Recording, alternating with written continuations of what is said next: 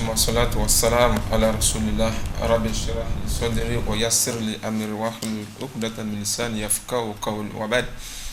Assalamu alaikum wa rahmatullahi wa barakatuh. Chers frères et sœurs en islam, amis téléspectateurs, auditeurs, auditrices de la radio et télévision Bonferré, ravi de vous retrouver en cet après-midi de ce vendredi dans le cadre de la continuité de votre émission Jeunesse Active. C'est avec un réel plaisir. Aujourd'hui encore, nous allons vous servir avec une nouvelle thématique, la dynamique de ceux que nous avons déjà commencé en ce qui concerne le monde des scolaires en général. Après avoir passé en revue la baisse de niveau, après avoir également passé en revue les conditions et les implications de l'excellence académique, aujourd'hui nous revenons à la charge sur cette même thématique de l'excellence académique. Pour en parler, nous recevons sur ce plateau 4 invités. Nous avons avec nous des élèves et en même temps des encadreurs. Amis jeunes, chers téléspectateurs, nous n'oublions pas également que nous avons en perspective dans quelques semaines, Inch'Allah, les examens de fin d'année. Je vais parler de là, du BPC et surtout du baccalauréat, la session 2019.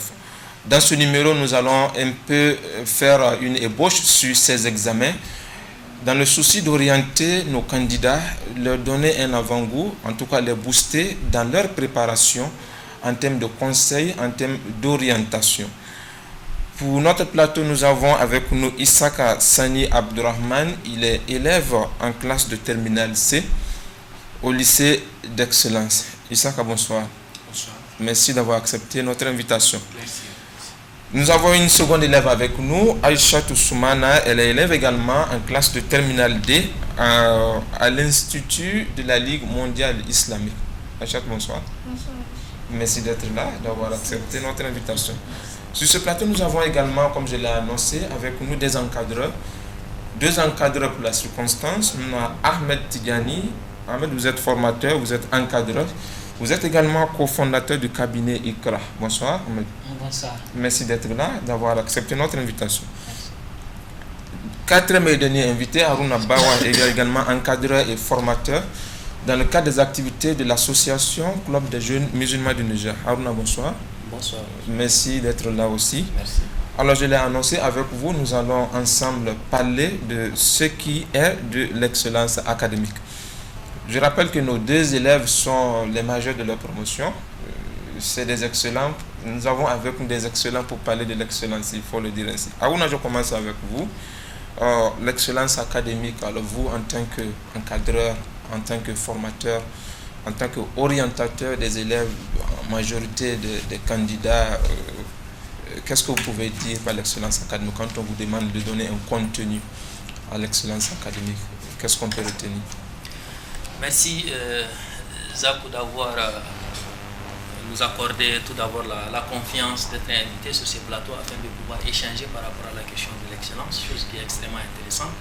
Comme déjà vous l'avez annoncé, c'est quelque chose en fait sur quoi nous travaillons afin de pouvoir amener la jeunesse scolaire à l'excellence.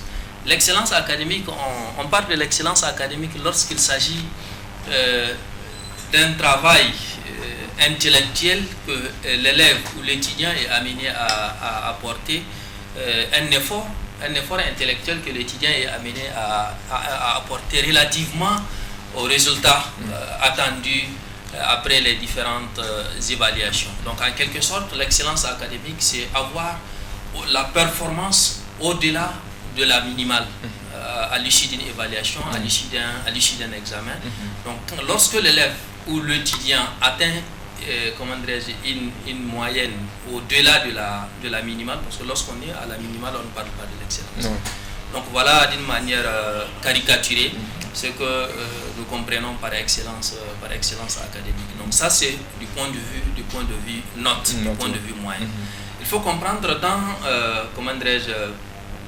la question de l'excellence académique, la moyenne en elle seule, pour nous, la moyenne en elle seule, elle ne constitue pas l'excellence. Parce que la moyenne, ce n'est qu'une note. Donc quand vous prenez un élève ou un étudiant, il est excellent du point de vue académique lorsque d'abord il satisfait le résultat. Donc moyenne, ça c'est le premier élément. Le deuxième élément, lorsque il satisfait le résultat comportement, sur le plan comportemental vis-à-vis en tout cas de ses amis, vis-à-vis de ceux-là qui sont appelés à lui transmettre le savoir. Et également, il satisfait le besoin de l'excellence académique lorsqu'il a une certaine capacité d'analyse personnelle, au-delà de ce que les enseignants lui transmettent. Ok. On continue dans la logique des encadreurs. Ahmed, je vais avec vous. Vous êtes au niveau du cabinet ICRA, vous menez beaucoup d'activités d'orientation, d'encadrement, de formation des candidats. Peut-être vous allez nous dire d'abord le cabinet ICRA, en bref, qu'est-ce qu'on peut retenir? C'est quoi le cabinet ICRA? D'accord, merci bien M. Zakou pour la parole. Alors, de façon schématique et ramassée, le cabinet ICRA Orientation est un cabinet qui est spécialisé dans l'éducation avec 4 missions fondamentales. La première mission, c'est les cours à domicile que nous organisons de manière renforcement des capacités ou mise à niveau. La deuxième mission, c'est orientation et préparation des bacheliers pour le concours d'entrée dans les grandes écoles. Nous sommes partis d'un constat par rapport à cette deuxième question. Souvent, après l'obtention du diplôme, les jeunes bacheliers ne savent pas concrètement où aller. Ils ne connaissent pas les filières de formation qui peuvent répondre aux besoins du pays. Ils ne connaissent pas les écoles de référence. C'est pourquoi nous avons décidé en cas de créer ce dispositif-là pour pallier à ces problèmes-là. La troisième mission, c'est le placement des stagiaires, qui est aujourd'hui un problème très sérieux dans ces pays-là. Nous faisons les placements des stagiaires de façon sélective. Nous sommes trop sélectifs par rapport donc à la question des stages. Que ce soit pour la fin du cycle ou bien que ce soit en deuxième année, ou bien, ça dépend de ce que vous voulez. La quatrième et dernière mission, nous faisons le placement des enseignants qualifiés dans les établissements privés et publics. D'accord. Voilà en bref, on va dire. Donc, pour ce qui est du cabinet ICRA Orientation. Justement, alors au niveau du cabinet ICRA, vous avez peut-être seulement la seconde mission que vous avez évoquée tout à l'heure, l'orientation, la première d'ailleurs, l'orientation des candidats. Alors dans cette orientation ici, nous parlons d'excellence académique. Vous, certainement, vous visez l'excellence académique dans votre démarche, dans votre façon de faire. Alors vous, dans l'excellence académique, quels sont les acquis? Quels sont les signes qui peuvent annoncer l'excellence chez un élève? D'accord, merci bien aussi pour cette question. En fait, dans ma conception ou ma définition de l'école, j'aurais souhaité assez qu'on puisse commencer peut-être par un travail de définition. Moi, je définis l'école comme ces cadres d'apprentissage-là qui peut aujourd'hui inculquer des valeurs et des connaissances qui vont permettre à un individu de se conduire raisonnablement dans la société. Je dis bien raisonnablement. Raisonnablement dans la société veut dire quoi? L'école doit être ce dispositif-là qui doit nous permettre de nous conduire dans la droiture. Que ce soit du point de vue comportemental, que ce soit à l'école, que ce soit dans le monde des affaires, partout où nous nous retrouvons, l'école devrait être définie de la sorte, au-delà de toutes les définitions, au-delà de toutes les significations que nous pouvons retrouver. Ça, c'est ma définition personnelle. L'école est un cadre, un dispositif qui doit nous permettre de nous conduire raisonnablement dans notre société. Pour aller vers la question de l'excellence. L'excellence, pour moi, si nous prenons le terme, ça rentrait dans le dictionnaire Larousse ou les autres dictionnaires. Moi, je définis l'excellence comme cette appréciation-là, comme cette attribution-là qu'on octroie à un individu ou une personne à l'issue d'un travail. Pour qu'il y ait la notion de l'excellence, il faut qu'il y ait des actions, il faut qu'il y ait un travail, il faut qu'il y ait un acte posé pour qu'on puisse vous attribuer le titre d'être excellent ou pas. Je vois 3 schémas. 3 schémas peuvent permettre aujourd'hui à un élève de se retrouver dans la situation ou d'être excellent. Ça, c'est ma conception, je dis bien, c'est mon point de vue personnel. C'est un schéma à 3 échelles. La première échelle, c'est quoi? Premièrement, à l'école, il faut que l'élève puisse développer et nourrir une sorte de conviction à lui.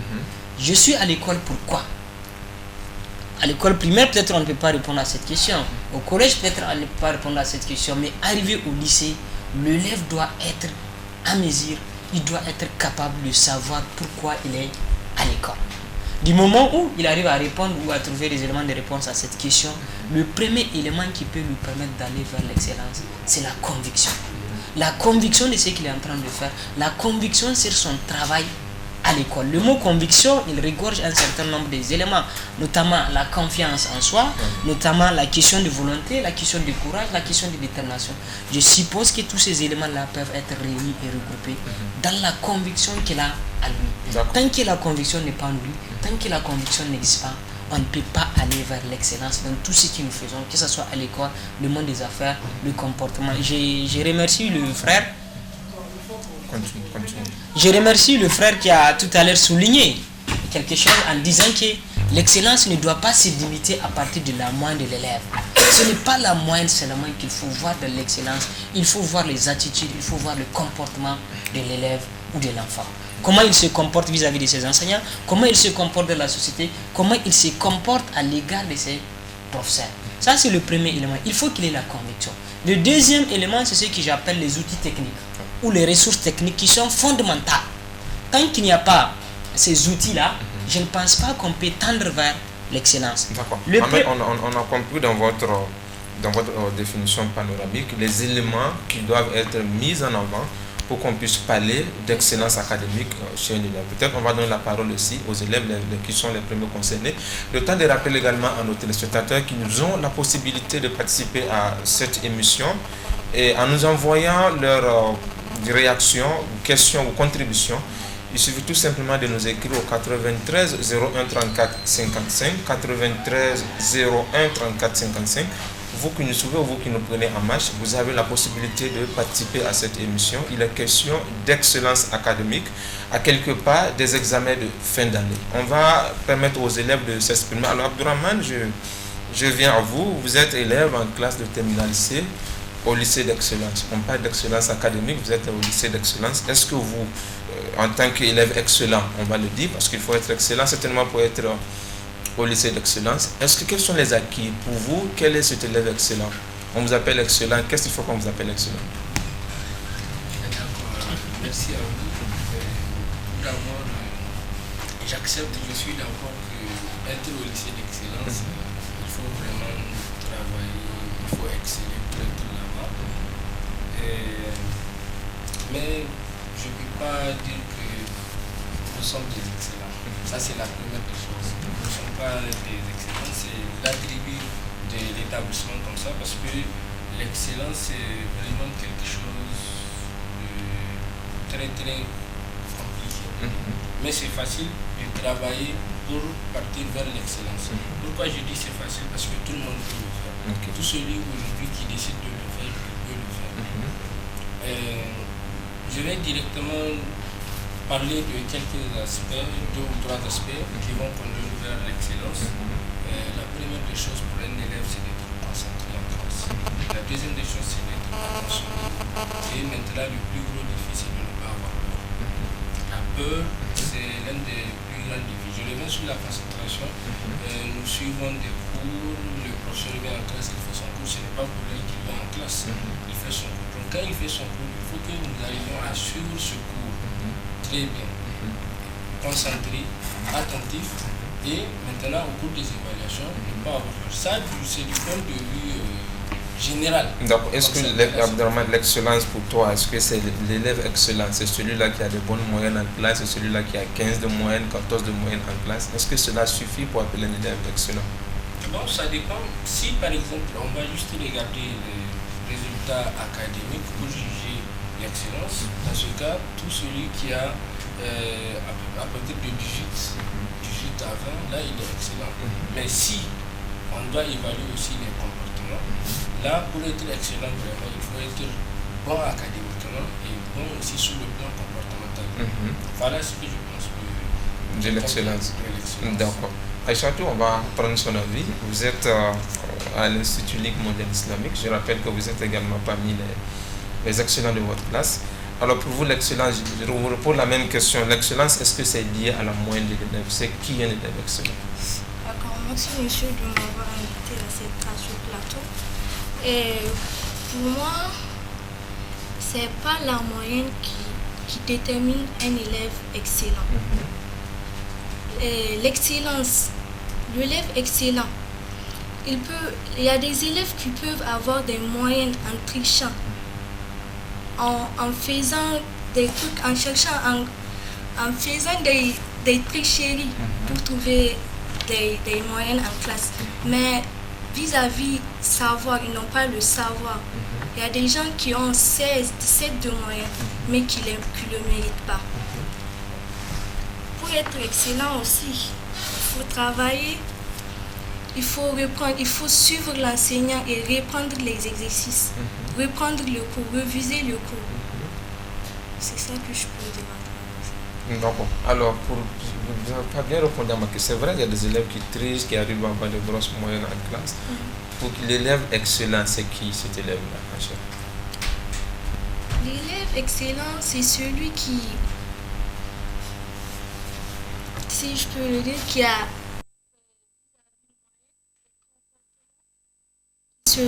qui respecte ses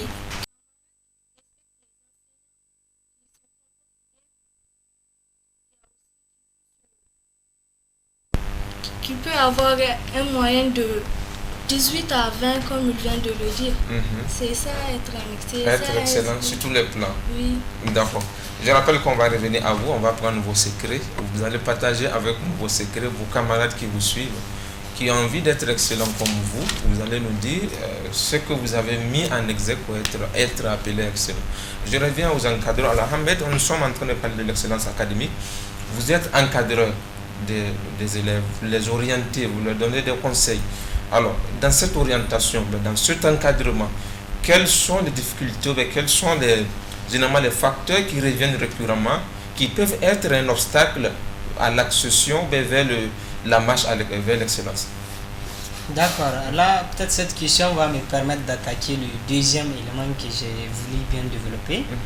Tout à l'heure, lors de mon intervention, j'ai parlé de la conviction que je considère comme la fondation qui peut permettre à un élève d'aller vers l'excellence. Le deuxième point, c'est les outils techniques. C'est là où je vais peut-être parler des difficultés.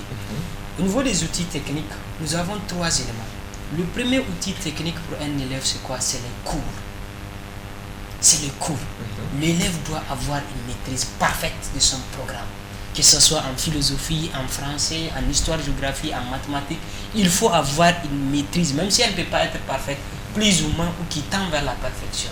Il faut que le candidat, l'élève, soit à mesure de se prononcer sur tous les chapitres, sur toutes les notions qui sont étudiées et enseignées en classe. Au-delà des cours, il y a la participation aux conférences, participation aux séminaires, il y a la culture générale du candidat qui doit venir participer et lui permettre d'aller vers l'excellence. Le deuxième élément, toujours dans les outils techniques, l'élève doit être à mesure d'apprendre, d'appréhender et comprendre les choses de lui-même sans pour autant passer par X ou Y.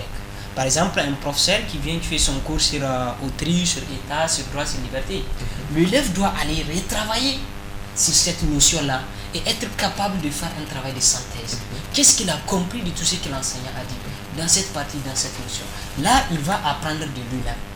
Deuxième élément, l'élève doit être capable d'apprendre de lui-même. Troisième et dernier élément parmi les outils techniques, c'est ce que moi j'appelle le style participatif ou collaboratif. Là, c'est apprendre à partir du groupe. Il faut qu'il y ait cet apprentissage-là qui doit sortir du groupe. Là, c'est ce qu'ils font souvent à travers les exercices, à travers les travaux dirigés, à travers les travaux de groupe ou en faisant recours à d'autres personnes qui ont plus de connaissances, qui sont carrées de la chose. Maintenant, si nous prenons les outils techniques, le premier élément que j'ai énuméré, les cours, franchement, ça ne va pas.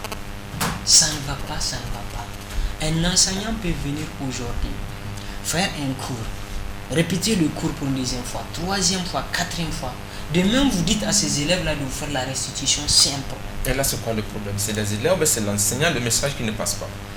Il y a deux peut-être possibilités. Ça peut être l'enseignant, puisque si l'enseignant n'est pas aguerri, s'il n'est pas suffisamment outillé du point de vue pédagogique, là il y a un problème. Le message ne peut pas passer. Et l'enfant ne peut pas comprendre et être à mesure de faire la restitution. Le problème peut résider ou être au niveau de l'enseignant. Le deuxième problème, c'est les élèves eux-mêmes, qui ne définissent pas concrètement ou qui ne comprennent pas la valeur de l'école. Quand tu viens en classe de terminale et que tu n'es pas sérieux, ça ne peut pas aller, ça ne peut pas marcher. Tant que tu ne réunis pas le premier élément que j'ai énuméré, la question de conviction, qui va te permettre d'aller vers l'amour, qui va te permettre d'aller vers la passion de ce que tu fais, qui va te permettre de développer une détermination exagérée et démesurée dans ce que tu fais, ça ne peut pas marcher. Ils ne sont pas du tout. Si on prend, je fais une lecture générale, il y a quelques minorités, on ne peut pas ne pas dire qu'il n'y a pas des exceptions. D'accord, on va revenir à vous. Nous avons reçu des élèves sur ce même plateau en parlant de la question de la baisse de niveau. Ils sont unanimes que ce problème-là, eux, ils sont propres, les élèves, ils sont propres, ils n'ont pas de problème. Le problème, c'est les enseignants. Abouna, tu partages ce point de vue. Qu'est-ce qui empêche les élèves aujourd'hui d'être excellents? C'est les enseignants qui n'ont pas le niveau, c'est les élèves qui ne travaillent pas. Les élèves, eux, ils disent que c'est les enseignants qui n'ont pas le niveau. Vous, en tant qu'encadreur, qu'est-ce que vous dites? Merci M. Zako pour répondre à cette question rapidement. En tout cas, dans le travail que nous sommes en train de mener à orienter les élèves vers l'excellence, j'ai pu découvrir 3 paramètres. Okay. Le premier paramètre, c'est d'abord la famille. Le deuxième paramètre, c'est l'école ou l'encadreur. Le troisième paramètre, c'est l'élève lui-même. Peut-être la personne va se poser la question, mais par comment la famille? La famille envoie l'élève à l'école. La famille ne s'intéresse jamais à ce que l'élève est en train de faire à l'école. La famille envoie l'élève à l'école. La famille ne s'intéresse jamais à ce qu'elle veut, à ce que cet élève devient. On n'a jamais enseigné à l'élève dans sa famille, à la maison, la maman ou le papa ou le grand frère qui suit cet élève, voilà ce que moi je veux que tu deviennes.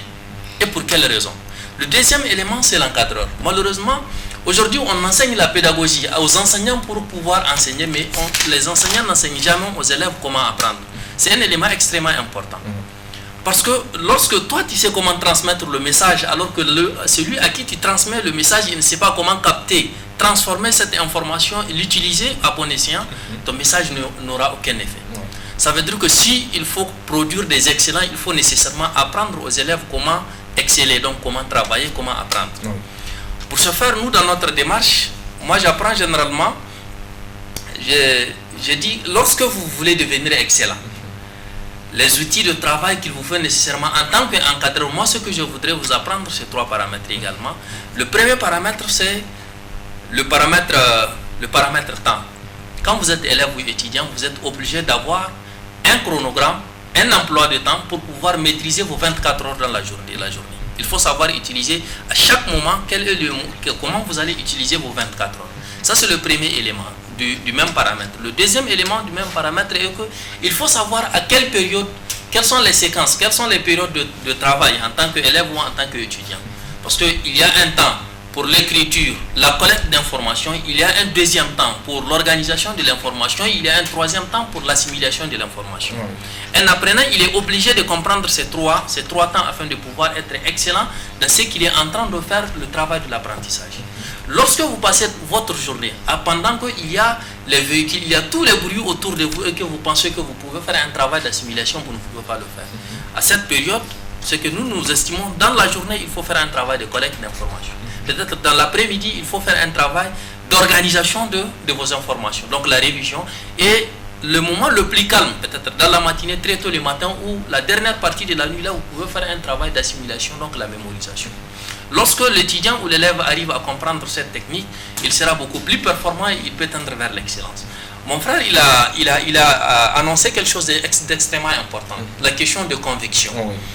Il faut que l'élève lui-même puisse savoir, je suis en train de partir à l'école, pourquoi? Parce qu'il faut qu'il se définisse une personnalité et un objectif. Nous sommes en train de partir à l'école en réalité, pourquoi? 90% des étudiants, des élèves, ils admettent au bac, ils partent à l'université, ils ne savent pas quelle filière ils vont prendre. Qu'est-ce qu'ils vont faire en réalité à l'université? De fils, ils ont échoué à l'avance. Donc il faudrait que nous puissions nous définir d'abord une personnalité. Je suis un élève, pourquoi je suis à l'école? Qu'est-ce que je voudrais devenir dans le futur? Cela constitue pour moi une énergie me permettant d'avancer. Cela constitue pour moi un repère sur lequel je peux m'apaisantir afin de pouvoir voler, parce que avoir des objectifs me permet de voir loin et ça me donne une certaine conviction, une certaine énergie, parce qu'en chaque être humain, il y a une énergie. Mais cette énergie, lorsque nous ne savons pas l'exploiter, nous ne pouvons pas aller de l'avant. D'accord, on a compris le dernier paramètre par rapport à ça, j'ai parlé de la famille. Au niveau de la famille, c'est vrai, je suis revenu là-dessus. Au niveau de la famille, nous devons, lorsque nous envoyons un élève à l'école, nos parents, nous devons normalement lui tenir au courant. J'étais envoyé à l'école, c'est pour tel objectif. Tu dois te forger telle personnalité. Il y a des parents qui le font, il y a le résultat. Le suivi. Le suivi. Au-delà du suivi, il faut enseigner à l'élève ce qu'on attend de lui dans la famille. Parce que quand vous suivez, lui-même, il ne sait pas qu'est-ce qu'on attend de lui. Est-ce qu'il n'a pas une obligation de résultat? Mais là, à ce niveau, vous avez un sérieux problème. Aujourd'hui, vous avez des élèves en classe. Vous avez comme l'impression que c'est déjà derrière qui on a pris une chicotte le matin avant de venir. Oui. Et là, ça répond, ça c'est le contrepoint à ce que vous êtes en train de dire. Quand on ne sait pas pourquoi on vient à l'école, chaque matin je prends mon sac, je viens à l'école, mais le pourquoi.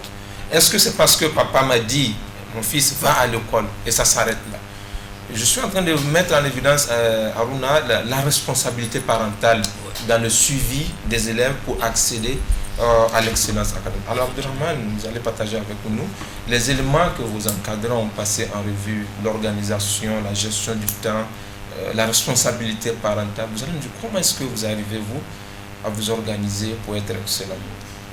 Bon, dans un premier temps, ce que je dirais, quelque chose dont je suis d'accord avec, et quelque chose dont sans ça rien ne peut marcher, c'est la conviction. Vraiment, il faut être motivé, il faut avoir une raison de le faire. Parce que l'être lui-même, en général, il ne peut pas vraiment se mettre à faire quelque chose lequel il ne sait pas pourquoi il est en train de faire cette chose et il va finalement réussir dans cette chose. Il va aboutir à un bon résultat. Ça, je pense que c'est impossible. Donc, avec cette motivation, parce que moi, depuis lorsque j'ai commencé l'école, c'est avec une certaine motivation. J'avais une certaine motivation, laquelle j'avais, c'est-à-dire, on m'a mis ça dans la tête à la maison, comme le monsieur a dit tout à l'heure. C'est avec les parents, le suivi parental. Maintenant, puisque un petit enfant ne peut pas comprendre pourquoi il part à l'école. Pourquoi, souvent, il y a même ceux qui, c'est-à-dire, on les force à partir, ils reviennent en pleurant par-ci, par-là. Donc, c'est avec la motivation, lorsqu'on arrive à faire comprendre à l'enfant que voilà, il doit aller à l'école. Maintenant, quand il va atteindre un certain niveau, comme moi par exemple, il doit nécessairement comprendre voilà pourquoi il part à l'école. Et surtout, l'erreur que nos camarades sont en train de faire, laquelle moi j'ai constaté, c'est qu'ils pensent que l'école c'est la troisième et la terminale seulement. C'est-à-dire, dans les autres classes, on peut faire du n'importe quoi, c'est une fois en troisième qu'on doit se mettre à jour et ainsi de suite. Je prends les mathématiques, dont on se base plus en série. Les mathématiques, ça commence depuis le primaire. Et surtout, le plus grand problème, en sixième, mathématiques qu'on fait en sixième, celui qui n'a pas bien fait ça, en cinquième, il s'en fout, en quatrième, en troisième, ça c'est sûr, c'est à 4 pattes qu'il aura son BPC en mathématiques. Maintenant, il vient au lycée, il veut faire une série où on fait des mathématiques. Mais comment il va s'en sortir? C'est impossible. Et on ne va pas revenir en arrière sur ça. Donc, nos camarades doivent être sérieux. D'abord les parents, ensuite ils doivent être sérieux. Une fois maintenant qu'ils sont sérieux,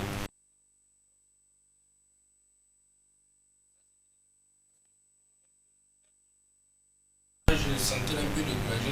Mais à partir du moment où on regarde, voilà là où je vais arriver, donc je vais sentir une certaine force en moi et je vais me réveiller pour partir vers là où je vais aller. Oui, Abdelman, dans le sérieux, là, qu'est-ce qui peut définir le sérieux chez l'élève? Comment un élève peut être sérieux? Comment on peut le savoir?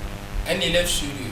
Je vous donne un exemple d'un élève sérieux pour moi, c'est quelqu'un, il ne chôme pas, il ne vient pas en retard, il est toujours à jour dans ses cahiers, mais encore, au-delà de la leçon dans les cahiers, au niveau de sa tête aussi, il est à jour. Qu'est-ce que j'appelle être à jour au niveau de sa tête? Après un cours, il faut partir de réviser. Il ne faut pas laisser les leçons s'accumuler. Je vais parler un peu, le BPC par exemple, c'est le 25 juin. Je vais parler de ça parce que ça, j'ai eu à le préparer et je l'ai bien fait, le BPC. C'est quoi? Qu'est-ce que je fais en classe de 3e? Chaque jour, on me fait le cours le matin, dans l'après-midi, j'ai déjà appris ma leçon. En classe, déjà, j'essaie de comprendre, c'est-à-dire de comprendre qu'est-ce qu'on veut dire. Donc, même si je ne touche pas mon cahier, je sais déjà qu'est-ce qui s'est passé. Donc, vous n'accumulez pas les cours? J'accumule pas, non. Si j'accumule, je n'ai pas la conscience tranquille. Et si je n'ai pas la conscience tranquille, je n'aurai pas la confiance en moi. Et si je n'ai pas la confiance en moi, une fois en classe, devant un sujet, je serai embrouillé. Et si je suis embrouillé, je n'aurai rien. Parce que je ne serai pas concentré. La concentration, laquelle j'ai parlé de ça. Donc, chaque fois, j'essaie de me mettre à jour, réviser mes cours. Si c'est cours de mathématiques, j'essaie de faire. Et quand je me bloque au niveau des exercices, le lendemain, dès que je reviens, je dis, monsieur, le cours qu'on a fait hier, voilà, au niveau de tel endroit, je n'ai pas un peu bien compris. Et il me montre et je continue. Donc là, quand on n'a pas compris, on demande à l'enseignant. On demande à l'enseignant au cas où, parce que moi, quand j'étais en 3e, dans mon entourage, il n'y avait pas, c'est-à-dire des candidats de 3e, des candidats au BPC comme moi, puisque l'école était très bien par rapport à la On va parler de la terminale maintenant. Actuellement, comment est-ce que tu es en train de t'organiser pour que tu sois excellent de ton niveau? La terminale, tout ce que je veux dire d'abord, c'est que le bac n'est pas la fin du monde. Ça, c'est un message que je lance à tous mes camarades. Le bac, c'est un examen lequel, en fait, c'est comme ce que j'ai dit, un schéma de Bernoulli, succès, échec. Donc, le succès peut arriver, si ce n'est pas le succès, c'est l'échec. Donc, on doit accepter d'abord tous les deux. On doit accepter que on peut admettre comme on doit accepter qu'on peut échouer. En ce moment, on pourra partir, donc on devient calme. Mais à partir du moment où on a déjà peur de l'échec, on a peur d'échouer. L'échec, c'est difficile à accepter. C'est difficile à accepter, mais... On va revenir à vous. Aïchatou, comment est-ce que vous arrivez à vous organiser pour être excellente de votre niveau? Nous donnez un peu votre secret à la maison, au-delà de cours en classe, comment est-ce que vous arrivez à assimiler tout ce qu'on vous donne, malgré la densité du programme? Bon, comme il vient de le dire, quand une leçon est faite, il ne faut pas laisser les leçons s'accumuler pour réviser. Dès qu'on vous fait une leçon à l'école, il faut réviser ça à la maison. Une fois les cours terminés, quand tu es à la maison, il faut réviser. Les exercices d'application, comme on fait l'AD, on reprend les exercices des applications. Ça permet de comprendre les autres exercices. C'est ça que je peux dire. Et pour être organisé, il faut savoir le temps. Il faut savoir gérer le temps. Il faut savoir le temps dont on doit étudier, le temps dont on doit se distraire. Il faut savoir les différencier. En fait, j'ai envie de connaître aussi que vous êtes une fille, vous êtes une élève. Comment vos camarades filles qui vous suivent aujourd'hui, qui ont envie d'être les premières de leur classe, comment est-ce qu'ils doivent faire? Est-ce qu'après l'école, c'est les cahiers, il n'y a pas d'autre chose à faire? Comment est-ce que cette organisation se passe? Je sais pas. Bon, après l'école, c'est pas seulement les cahiers, il y a les travaux de ménage qu'on doit faire. Tout ça, c'est savoir gérer les temps. Il faut savoir gérer son temps. Il faut dresser un emploi de temps, avoir un emploi de temps. Quand je descends à la maison, c'est ça, et à l'école du moins, c'est ça que je dois faire, c'est ceci que je dois faire. Pour les révisions, si c'est après Maghreb, pour ça, après, il faut avoir un moment calme pour réviser ses leçons, pour tout faire. Il faut savoir gérer le temps. Savoir gérer le temps. Espérons que le message il est retenu. Amis jeunes, certainement vous qui nous prenez en marche, je rappelle que vous êtes à Jeunesse Active, votre émission hebdomadaire de chaque vendredi. Il est question de l'excellence académique dans ce numéro. Vous avez la possibilité de participer à cette émission. Écrivez-nous tout simplement au 93 01 34 55 93 01 34 55. Alors, Ahmed, le temps qui nous est imparti malheureusement tire à sa fin. On va faire un dernier tour de table et profiter pour les mots de la fin. Ahmed, vous avez écouté les élèves. On a un peu pigé dans leurs secrets. Vous, en tant qu'encadreur, nous sommes à quelques pas du bac. S'il y a un conseil à donner, une orientation à donner à nos téléspectateurs, les candidats qui nous suivent actuellement, qu'est-ce qu'ils peuvent retenir de vous? D'accord. En termes de conseils, au stade actuel, en tout cas, moi, ce que je peux dire aux candidats, le premier élément, il faut avoir une maîtrise parfaite de ses priorités du moment. Nous sommes à moins d'une trentaine, ou peut-être c'est moins de 30 jours, 26 jours des examens du baccalauréat. Je pense bien le candidat organisé doit être à mesure de connaître ses priorités du moment. Est-ce que j'ai des difficultés en maths? Est-ce que j'ai des difficultés en français? Ça, c'est à lui de définir ses priorités du moment.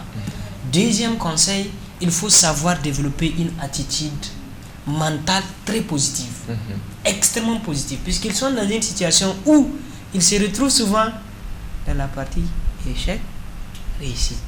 Échec, réussite. Moi, je crois bien, le candidat qui est malin, qui est organisé, il doit même banaliser le bac. Quand je dis banaliser, pas laisser le faire de ça au fait une affaire sérieuse, tu dois être à ma portée. C'est comme si j'ai déjà le bac. Donc il faut développer vraiment le positivisme en soi.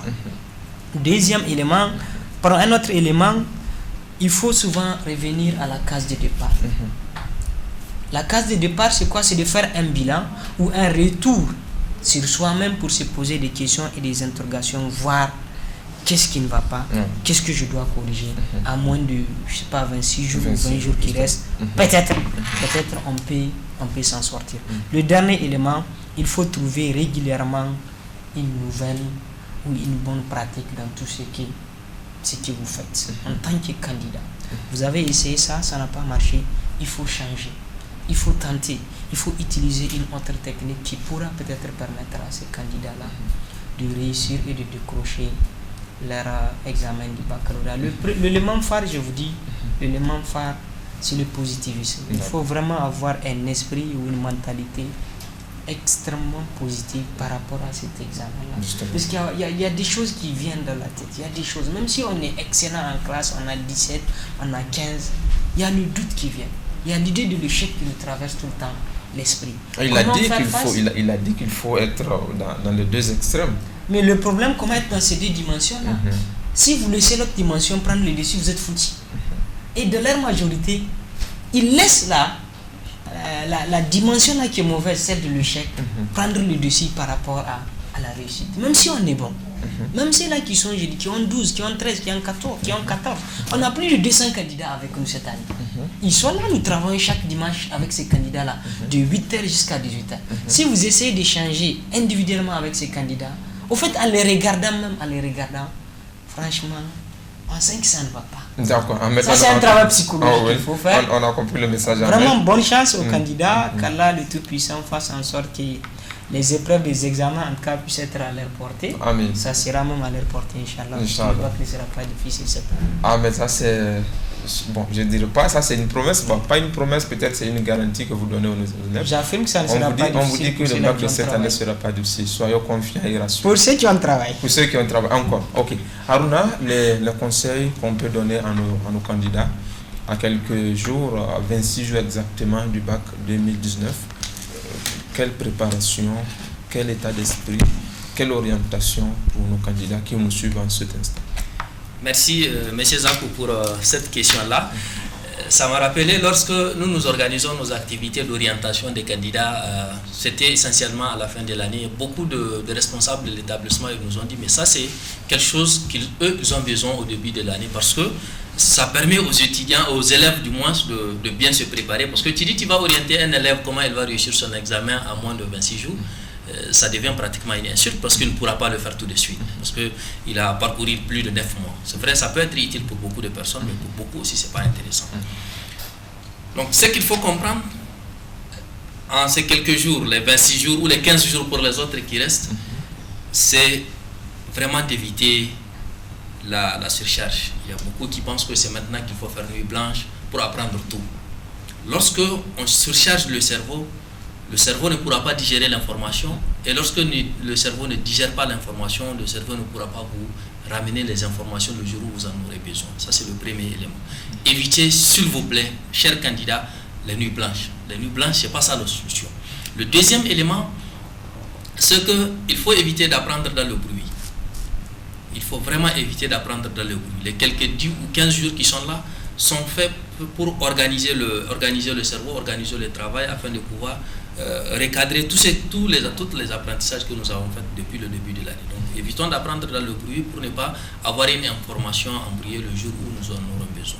Le troisième conseil que je voudrais adresser aux candidats, nous sommes à quelques 12 jours pour certains, pour d'autres à 26 jours, il faut que nous puissions recadrer notre hygiène alimentaire.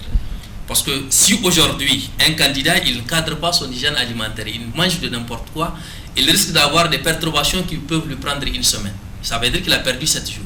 Il n'a pas travaillé. Pour le candidat au BPC, ça veut dire que ça va rester 3 jours pour qu'il parte à l'examen et il sera vraiment déstabilisé. Pour le candidat au bac, c'est pratiquement la même chose. Donc il faudrait que nous travaillions notre hygiène alimentaire. Le dernier ou l'avant-dernier conseil, nous sommes des musulmans, il faut multiplier les invocations et avoir la confiance en Dieu. Il faudrait comprendre une chose. L'être humain, après 120 jours, sur le ventre de la maman, Dieu il envoie un ange qui va prescrire tout ce qu'il va avoir et ce qu'il va manger. Si on arrive à avoir tout le monde entier, ce que le monde contient derrière la personne pour l'amener à atteindre un objectif, à avoir un résultat, si Dieu ne l'a pas prédestiné, il n'aura pas. Et si on amène tout le monde derrière lui pour pouvoir lui empêcher d'accéder à ce résultat, si Dieu a prévu déjà pour lui ce résultat, il en aura. Donc ça veut dire qu'il faut avoir une confiance parfaite en Allah subhanahu wa ta'ala et se concentrer dans l'invocation du travail. Voilà d'une manière brève ce que je voudrais. Et là, pour précision, Haruna, moi je le dis aux élèves en classe, il faut peut-être faire la différence entre la croyance à ce qui relève du destin et le culte de la médiocrité. Parce que quand vous échangez avec les élèves, vous avez l'impression que les gens, c'est vrai, notre médiocrité, l'abandon du travail, on veut tout laisser au destin. Quand on échoue, c'est le destin. Il y a le destin qui est là, mais il y a aussi le travail que notre religion nous encourage aussi à faire. Aïchatou, on va prendre ton mot de la fin. Les candidats et les candidates qui vous suivent en cet instant, quel message vous avez à leur donner? Moi, le message que j'ai à leur donner, c'est de savoir réviser. Parce que ce moment, c'est les moments de révision. Les cours en classe sont finis, les programmes sont terminés, donc maintenant c'est les révisions. Il faut savoir comment réviser. Il ne faut pas passer les nuits blanches comme moi, monsieur vient de le dire. Il ne faut pas passer trop de nuits blanches. Il faut pas. Ça peut même amener les surménages et tout ça. Il faut savoir comment réviser. Il faut faire beaucoup d'exercices, être en mesure de bien comprendre tout le programme. Il ne faut pas choisir les chapitres pour dire que c'est ça qui va venir, c'est ça qui va venir. Il faut tout réviser et être posé. Être positif, Aïcha. On a compris le message, peut-être que vos amis l'ont compris. Nous avons un message qui vient de nous parvenir. Assalamu alaikum. J'aime vraiment votre émission, La Jeunesse Active. À travers votre émission, me permet de me poser certaines questions et d'aboutir à mon objectif. Merci beaucoup de la part de Shamsuddin. Merci également Shamsuddin de nous avoir écrit, dit qu'il nous suit en cet instant. Abdurrahman, votre mot de la fin. Les candidats et les candidates qui vous suivent, on a demandé que vous nous partagez votre secret. Ils veulent être excellents comme vous, ils veulent admettre au bac avec garantie, Inch'Allah.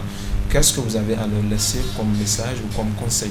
Bon, d'abord, vous avez dit admettre au bac avec garantie. Moi, je n'ai pas la garantie. Ah, il n'y a pas de garantie à ce niveau. D'ailleurs, c'est quelque chose dont beaucoup pensent quand on est au lycée d'excellence, on a la garantie. Je vois que nous aussi, on part, on compose comme tout le monde. Et on a le même programme, c'est l'enseignement général, le même programme que les autres ici. Donc, je vais parler en deux volets. D'abord, pour le candidat qui est comme moi actuellement, qui prépare son baccalauréat. Je suppose qu'il n'a pas accumulé les leçons, parce que s'il n'a pas accumulé les leçons, je ne suis pas bien placé pour le conseiller vraiment. Mais je suppose qu'il a suivi tous ses cours, il est à jour. Donc maintenant, c'est de se calmer et de travailler bien.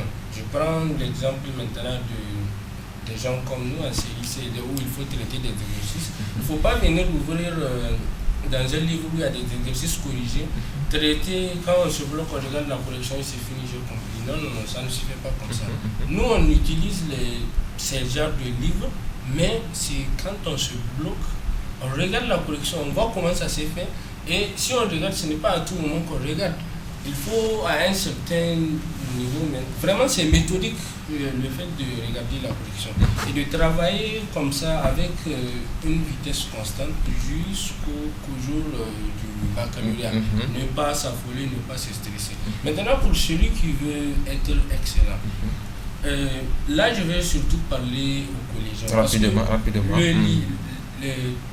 Aux collégiens qui veulent vraiment être excellent, c'est quoi? C'est de faire tout. Tout ce qu'on leur fait en classe, il faut tout faire. Il faut tout chercher, il faut lire beaucoup. Les gens, nos camarades ne lisent pas beaucoup. Ce qui fait qu'à la fin du BEPC, moi j'ai vu des gens qui, vraiment c'est difficile pour eux, des petits frères, comment ils ne peuvent ni faire la série A, ni faire la série C. Parce qu'ils ne sont ni bons en français, ni bons aux sciences. Vous voyez, ça c'est un problème. Il faut tout lire. Moi je l'ai fait. Il faut lire beaucoup en français et fouiller. Aimer le travail dur. Aimer à travailler dur et beaucoup à tout moment. Ne pas aimer la facilité. Ne pas aimer la facilité, vraiment. Être, c'est-à-dire l'ami de la difficulté. Ne pas faire même des choses faciles, mais plutôt être habitué aux choses difficiles. C'est en ce moment vraiment qu'on va aboutir à certaines choses et écouter les parents surtout. Ce que les parents disent, c'est très très important. Parce que si le papa envoie son enfant à l'école, il sait pourquoi. Donc, il a vu l'enfant grandir. Il sait, il connaît l'enfant mieux que l'enfant lui-même. Justement. Voilà. Espérons. Et je n'ai pas encore fini. Ce que je vais Rapidement, Abdelrahman. c'est que accepter aussi les différentes conditions de la vie. Il y a des choses qui peuvent arriver à tout moment. Vous l'avez dit au début que c'est-à-dire nous sommes majeurs de nos promotions. Certes, j'ai été majeur de ma promotion, mais je ne suis pas toujours majeur de ma promotion. Est-ce que vous voyez comme maintenant? Donc c'est pour cela que j'ai parlé de l'échec, que voilà, ce n'est pas un échec, il faut accepter toutes les conditions de la vie, que ça peut monter comme ça peut descendre, seulement il ne faut pas avoir peur. On a compris le message, Abdelrahman. Espérons que le message est également très bien entendu par ceux qui nous suivent. Amis jeunes, vous qui êtes avec nous en ce moment, je finis avec ce communiqué de l'association des étudiants musulmans du Niger.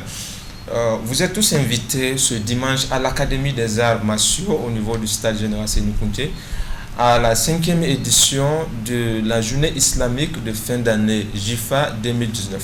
Donc c'est ce dimanche-là, ce dimanche 16 juin 2019, à l'Académie des arts martiaux pour partager avec les étudiants musulmans ces activités de fin d'année. Il y aura des conférences, des activités culturelles, des activités récréatives.